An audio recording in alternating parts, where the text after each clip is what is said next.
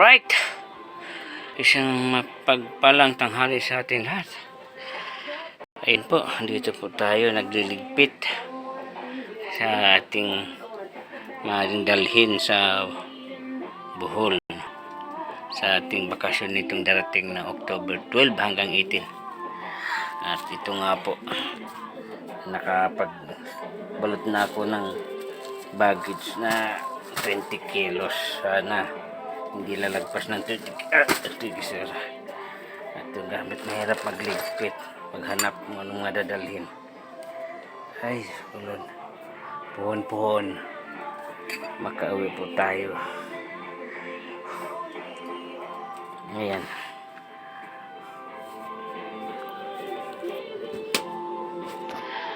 hirap. Ay, naku Lord, nanganin nga sakali makauwi tayo. Awan ng Diyos, gabayan tayo at maging maayos at ligtas ang ating paglalakbay. Harinawa. Thank you Lord. So nagliligpit po ako mga maring dadalhin. Ay, hirap.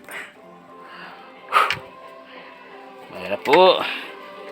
Kanina pa po ako naghahalongkat. Mga ano. Oh my God. Paano ako na yung mga dadalhin. Hirap.